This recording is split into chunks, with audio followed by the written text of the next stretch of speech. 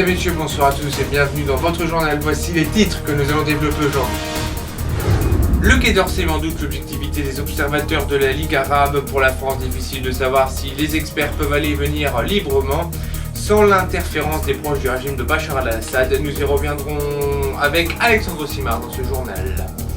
En septembre dernier, deux Français ont tué une Israélienne à Tel Aviv durant leur séjour, une histoire de fait divers banal, mais qui aujourd'hui prend une tournure politique. La famille de la victime demande l'extradition des deux Français et en appelle à la présidence. Nous ferons le point dans un instant. Après l'année 2011 particulièrement bonne pour le cinéma que nous réserve celle de 2012 dans le registre de l'humour, vous y verrez sans doute un drôle de marsipulami de Gaulois et retour de la bande-annonce de Pied Nickelé dans Le Prêt-à-Porter. En sport, c'est Noël pour le Paris Saint-Germain depuis son rachat par le Qatar. Le PSG s'apprête à embaucher David Beckham pour un salaire de 800 000 € par mois et maintenant s'apprête à embaucher leur entraîneur. Son salaire 500 000 € par mois. Nous y reviendrons à la fin de ce journal. La France met en doute la parole des observateurs de la Ligue arabe qui parcourent la Syrie depuis mardi. Selon le Quai d'Orsay, les observateurs n'ont pas pu apprécier la réalité de la situation. Alors, est-ce que le régime cache la réalité de la répression? Des éléments de réponse avec Nicolas Delabert et Elsa Giroux.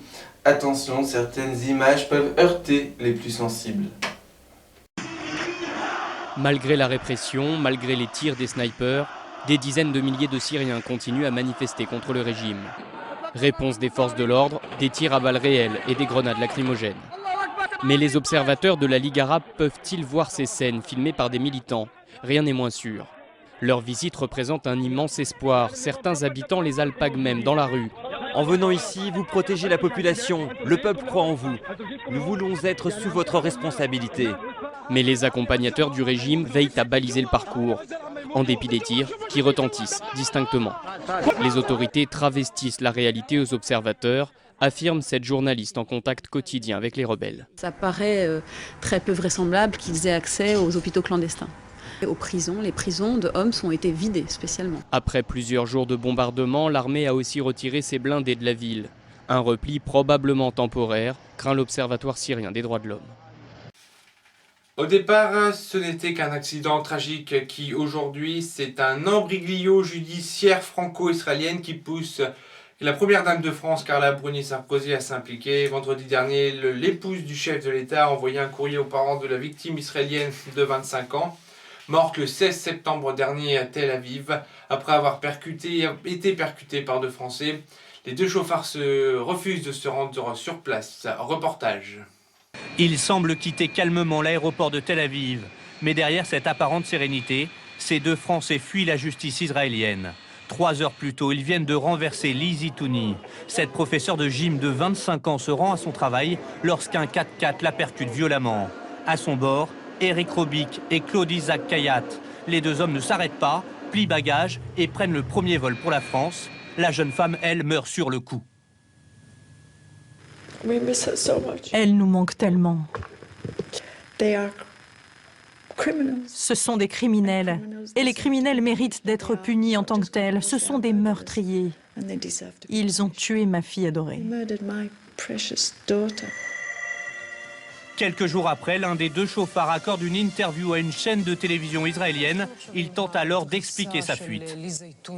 On a fui parce qu'on a eu peur. On est français et pas israéliens. Sur le coup, on s'est dit qu'en Israël, on allait prendre 20 ans de prison. Ils ont totalement paniqué. Et dans cette panique, ils n'ont pensé qu'à une seule chose, revenir sur le territoire national pour être près de leur famille. Mais pour l'État hébreu et la famille de Lizzie Touni, justice doit être rendue en Israël. Pour ce faire, sa mère écrit à Carla Bruni-Sarkozy, qui lui répond à titre personnel. Les autorités françaises et israéliennes coopèrent activement pour que les procédures en cours se déroulent rapidement et efficacement. L'État français n'extrade pas ses ressortissants, préférant les juger lui-même. Il est possible en France de les juger sur plainte de la famille de la victime ou sur dénonciation de l'État dans lequel les faits ont été commis. L'intérêt pour eux est que la loi française est plus favorable en matière d'homicide involontaire que la loi israélienne. En France, l'homicide involontaire est puni de 7 ans de prison. En Israël, les deux hommes risquent 20 ans de réclusion.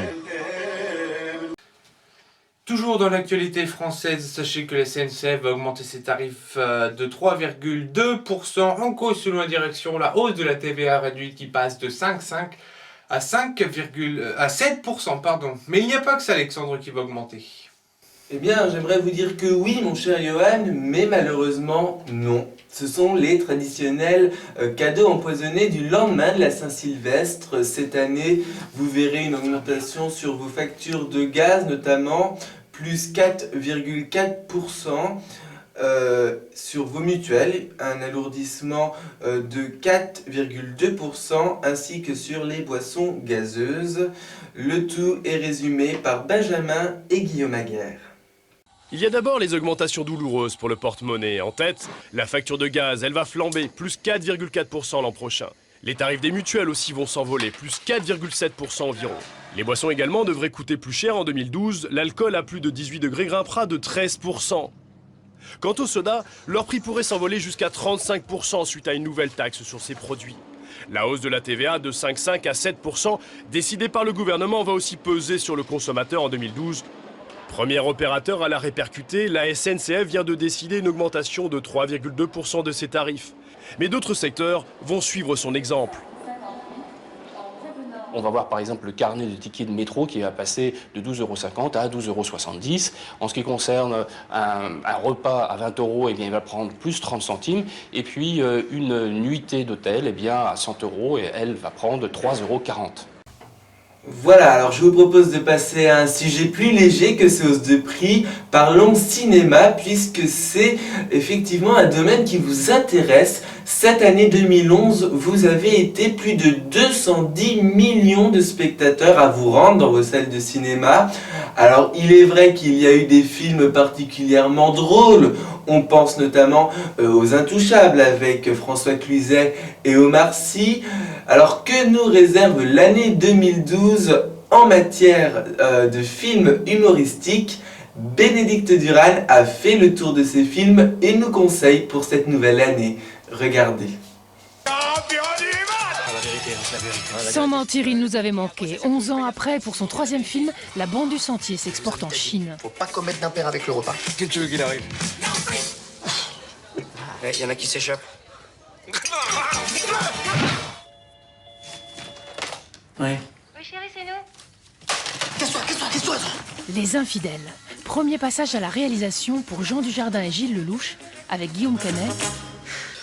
Que du beau monde. Thibaut, qu'est-ce que tu fais? Rien. Mais des images du marsupilami. Je vous parle de la découverte d'une nouvelle espèce. D'un animal qu'on pensait qu'il n'existe pas, mais qui n'existe. Le Marsupilami, la BD de Franquin par Alain Chabat, avec Jamel Debbouze. Je suis pas un menteur. Si, il ment tout le temps. Moi, c'était bien, hein, moi. Pas encore d'image définitive pour Astérix et Obélix. Obélix, qu'est-ce que t'as fait? J'ai juste goûté. 4e volet, Aventure en Grande-Bretagne, sorti septembre prochain. Voyez! Mais faut-tu me foutre la corde? Tu sais pourquoi les Belges s'entraînent au tennis avec des boulons? Non. Pour la Coupe Davis. Vous connaissiez les blagues des Français sur les Belges? Venez donc découvrir celles des Belges sur les Français. Tu sais comment il fait le Français pour se suicider? Non. Il tire à 15 cm au-dessus de sa tête, dans son complexe de supériorité. Il était une fois, production française, présentée au Festival de l'Alpe d'Huez en janvier prochain.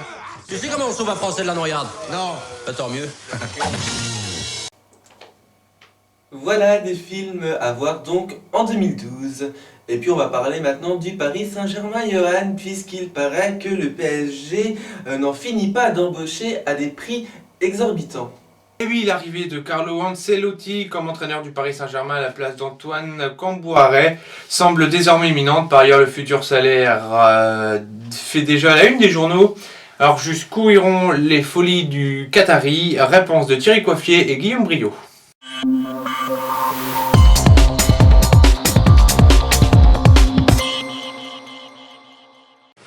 Devant le Parc des Princes, beaucoup de grosses berlines ont défilé, mais impossible de savoir qui s'y cachait. À l'intérieur, probablement cet homme, Carlo Ancelotti, 52 ans, a son palmarès notamment 2 Ligues des Champions gagnées avec le Milan AC. Un nom et une expérience que le PSG version Qatari rétribuerait 500 000 € net par mois. Le Paris Saint-Germain continue donc ses emplettes. David Beckham devrait rejoindre le club parisien. Son salaire brut avoisinerait les 800 000 € mensuels, là aussi un record. Ces transferts faramineux devraient stimuler la concurrence dans le championnat de France et peut-être mener le Paris Saint-Germain au succès sportif, comme Madrid et ses Galactiques, vainqueurs de la Ligue des Champions en 2002.